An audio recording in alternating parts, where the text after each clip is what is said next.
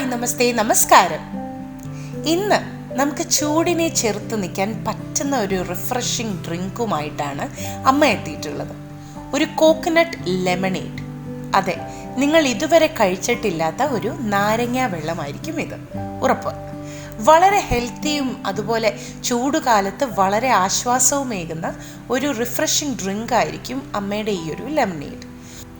ഉറപ്പായും നിങ്ങൾ ഈ വ്യത്യസ്തമായ ഒരു റെസിപ്പി ട്രൈ ചെയ്യണം. ഈ വീഡിയോ മുഴുവനായി തന്നെ കാണണം. ചാനൽ സബ്സ്ക്രൈബ് ചെയ്യാത്തവർ ഇപ്പോൾ തന്നെ സബ്സ്ക്രൈബ് ബട്ടൺ ക്ലിക്ക് ചെയ്യണം, ബെല്ലൈക്കൺ കൂടി ക്ലിക്ക് ചെയ്യണം. നമ്മുടെ കമൻസും ഫീഡ്ബാക്സും ഒക്കെ ഞങ്ങളുടെ ഈ വീഡിയോയുടെ അടിയിൽ തന്നെ എഴുതണം. പെട്ടെന്ന് തന്നെ അമ്മയുടെ വീഡിയോ കണ്ടിട്ട് മടങ്ങി വരാം. വളരെ വ്യത്യസ്തമായ ഈ ഒരു നാരങ്ങ വെള്ളം നമുക്ക് തയ്യാറാക്കാനായിട്ട് തുടങ്ങാം. ഇതിനെ നാരങ്ങ വെള്ളമെന്നോ ലെമണേഡ് എന്നോ അല്ലെങ്കിൽ സർബത്തെന്നോ എന്ത് വേണമെങ്കിലും നിങ്ങൾക്ക് വിളിക്കാം കേട്ടോ. എന്തായാലും സാധാ നമ്മൾ ഉണ്ടാക്കുന്ന നാരങ്ങ വെള്ളത്തിൽ നിന്ന് കുറച്ചൊരു മാറ്റം വേണ്ടേ നമുക്ക്. ഇത് ടേസ്റ്റ് വൈസും വളരെ റിഫ്രഷിംഗ് ആണ്, അതുപോലെ തന്നെ വളരെ ഹെൽത്തിയുമാണ്. വീഡിയോ മുഴുവനായിട്ട് നിങ്ങൾ കണ്ടു നോക്കുക. ഇതിനായിട്ട് ഞാനൊരു 3 ചെറുനാരങ്ങ എടുത്തിട്ടുണ്ട്. ഈ ഒരു സർബത്ത് തയ്യാറാക്കാനായിട്ട് പുറം നല്ല പച്ച കളറിലുള്ള നാരങ്ങയാണ് നമുക്ക് വേണ്ടത് കേട്ടോ. ഇതുപോലെയുള്ള പച്ച കളറിലുള്ളത്, കാരണം തൊലിയോടുകൂടിയാണ് നമ്മൾ ഈ നാരങ്ങ വെള്ളം തയ്യാറാക്കുന്നത്. ഇതിനിപ്പം കുരുവൊന്നും ഇല്ലാത്ത നാരങ്ങയാണ്. ഇത് നന്നായിട്ട് കഴുകി വൃത്തിയാക്കി വെച്ചിട്ടുള്ളതാണ്. പിന്നെ കുറച്ച് ഐസ് ക്യൂബ്സ്, പിന്നെ കണ്ടൻസ്ഡ് മിൽക്ക് ഒരു 3 ടേബിൾ സ്പൂൺ എടുത്തിട്ടുണ്ട്. ഒരു 4 ടേബിൾ സ്പൂൺ പഞ്ചസാര, പിന്നെ തേങ്ങാപ്പാൽ അതൊരു 3 ടേബിൾ സ്പൂൺ എടുത്തിട്ടുണ്ട്. നല്ല ഫ്രഷ് ആയിട്ടുള്ള കട്ടിയായിട്ടുള്ള തേങ്ങാപ്പാൽ. ഇത്രയും ഇൻഗ്രീഡിയൻസ് മതിയാകും ഈ ഒരു സർബത്ത് തയ്യാറാക്കി എടുക്കാനായിട്ട്.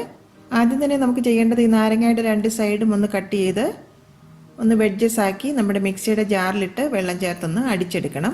നമുക്കിതുപോലെ നാരങ്ങയുടെ 2 സൈഡും ഒരു നൈഫ് കൊണ്ട് അങ്ങ് കട്ട് ചെയ്ത് കളയാം. അതിനുശേഷം വീണ്ടും അതൊന്ന് 2ആയിട്ട് മുറിക്കാം. ഇനി അതൊന്ന് 4ആയിട്ട് കട്ട് ചെയ്തെടുക്കാം. വലുതാണെങ്കിൽ വീണ്ടും ഒന്നുകൂടി അതങ്ങ് ചെറുതാക്കി എടുക്കാം. അപ്പോൾ എല്ലാ നാരങ്ങയും നമ്മൾ കട്ട് ചെയ്തെടുത്തിട്ടുണ്ട്. ഇതൊരു ബൗളിലേക്ക് അങ്ങ് മാറ്റി വെക്കാം.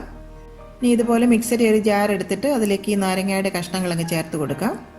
അതിലേക്ക് ഒരു 3.5 ഗ്ലാസ് വെള്ളം കൂടെ ഞാൻ ചേർത്ത് കൊടുക്കുകയാണ്.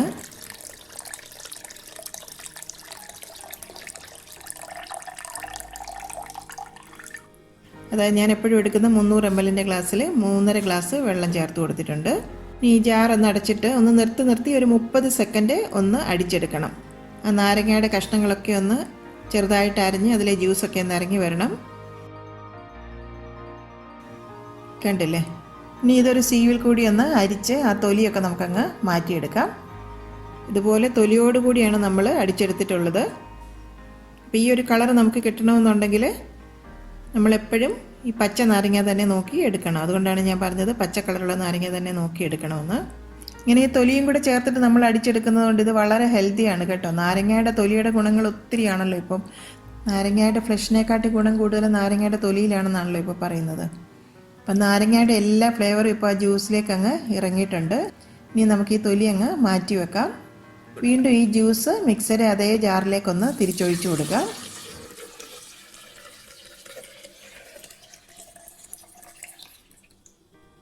നിങ്ങൾ കരുതുന്നുണ്ടാവും ഇപ്പോൾ ഈ തൊലിയോടുകൂടി നമ്മൾ അടിച്ചിരിക്കുന്നതുകൊണ്ട് ഇതിന് ഭയങ്കര കയ്പ്പ് വരില്ലെന്ന്. ഒട്ടുമില്ല കേട്ടോ.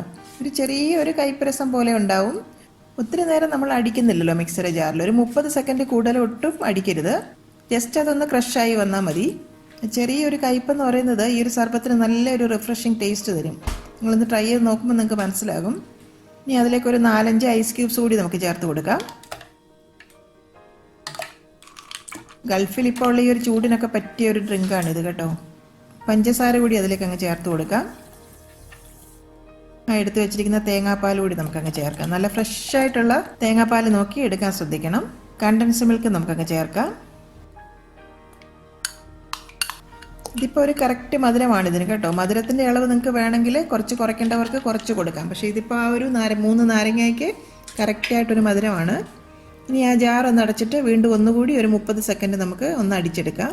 പഞ്ചസാരയൊക്കെ ഒന്ന് അങ്ങ് അലിഞ്ഞ് വന്നാൽ മതി. ഒരു 30 സെക്കൻഡ് അടിച്ചാൽ മതിയാകും. ഉണ്ടല്ലേ, ഇപ്പം നല്ല പതഞ്ഞ് നല്ല ഫ്രോത്തി ആയിട്ട് വന്നിട്ടുണ്ട്. മധുരം ഒന്ന് ചെക്ക് ചെയ്ത് നോക്കട്ടെ ഞാൻ. സൂപ്പർ, പെർഫെക്റ്റ് മധുരവും പുളിയും എല്ലാമാണ്. വളരെ റിഫ്രഷിംഗ് ആണ് കേട്ടോ. ഇതൊരു കുപ്പിയിലേക്ക് നമുക്ക് അങ്ങ് ഒഴിച്ചു കൊടുക്കാം. അപ്പോൾ സെർവ് ചെയ്യാൻ നമുക്ക് വളരെ ഈസി ആയിരിക്കും. ഈ ഒരു സർബത്ത് എന്ന് പറഞ്ഞാൽ ഇമ്മീഡിയറ്റ് സെർവിങ് ആണ് കേട്ടോ. ഉണ്ടാക്കിയ ഉടനെ തന്നെ നമ്മൾ സെർവ് ചെയ്യുന്നതായിരിക്കും നല്ലത്. ഇപ്പം നമ്മൾ തൊലിയോടുകൂടി അടിച്ചിരിക്കുന്നതുകൊണ്ട് കൂടുതൽ സമയം വെച്ചിരുന്നാൽ കൂടുതലൊരു കയ്പുണ്ടാകും. അപ്പം നമ്മൾ സെർവ് ചെയ്യുന്നതിന് തൊട്ട് മുമ്പ് ഇത് തയ്യാറാക്കി എടുക്കണം. പക്ഷേ എനിക്ക് ഈ ഒരു കയ്പ് വളരെ ഇഷ്ടമാണ് കേട്ടോ, ചെറിയൊരു കയ്പ്, കൂടുതൽ കയ്പൊന്നും ഉണ്ടാകത്തില്ല. കണ്ടില്ലേ, ഇപ്പം നമ്മുടെ വളരെ ടേസ്റ്റിയും റിഫ്രഷിങ്ങുമായ നമ്മുടെ ലെമൺ സർബത്ത് റെഡി ആയിട്ടുണ്ട്. അപ്പോൾ ഇതുപോലെ കണ്ടൻസ്ഡ് മിൽക്കും തേങ്ങാപ്പാലും ഒക്കെ ചേർത്തിരിക്കുന്നതുകൊണ്ട് നല്ല അടിപൊളി റിഫ്രഷിങ് ടേസ്റ്റാണ് ഇതിന്. പിന്നെ നാരങ്ങയുടെ തോടും എല്ലാം നമ്മൾ ഇതിനകത്തിട്ട് അടിച്ചിരിക്കുകയല്ലേ. ഇപ്പോൾ ഇതിലേക്ക് നല്ല ഐസ് ക്യൂബ്സ് ഒക്കെ ചേർത്ത് നമുക്കിത് സെർവ് ചെയ്യാം. ഇതുപോലെ 3 ഗ്ലാസ്സിലേക്ക് നമുക്ക് ഈ ജ്യൂസ് ഒന്ന് ഒഴിച്ചിട്ട് സെർവ് ചെയ്യാം. ഓരോ ഗ്ലാസ്സിൽ 1, 2, 3 ഐസ് ക്യൂബ്സ് അങ്ങ് ചേർത്ത് കൊടുക്കാം.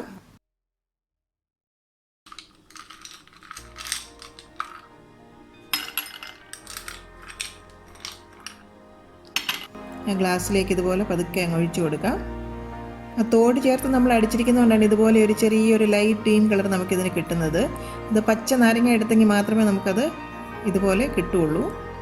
അപ്പം നിങ്ങളുടെ ഹസ്ബൻഡൊക്കെ ഉച്ചയ്ക്ക് ഓഫീസിൽ നിന്ന് വരുമ്പോഴോ അല്ലെങ്കിൽ കുട്ടികൾ സ്കൂളിൽ നിന്നൊക്കെ ക്ഷീണിച്ച് വരുമ്പോഴും ഇതുപോലെ ഒരു ഗ്ലാസ് നിങ്ങൾ ഉണ്ടാക്കി കൊടുത്തു നോക്കൂ. തീർച്ചയായിട്ടും അവർക്കത് ഇഷ്ടപ്പെടും. വളരെ ഹെൽത്തിയാണ്, അവർ ശരിക്കും ഒന്ന് റിഫ്രഷ്ഡ് ആകും. ഇനി അതിൻ്റെ സൈഡിലേക്ക് ഒരു ലെമൺ വെഡ്ജസ് കൂടെ നമുക്ക് വെച്ച് കൊടുക്കാം. വേണമെങ്കിൽ സ്ട്രോ ഇട്ട് സെർവ് ചെയ്യാം.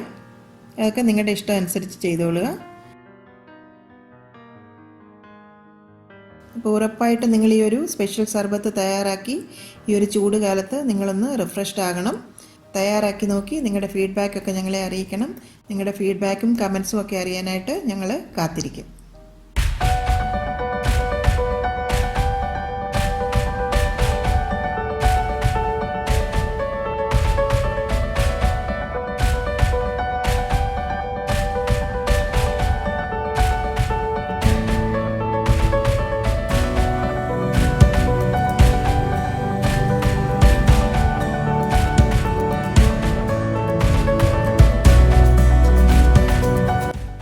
ഇന്നത്തെ അമ്മയുടെ റെസിപ്പി നിങ്ങൾക്ക് ഇഷ്ടമായെന്ന് ഞാൻ വിശ്വസിക്കുന്നു.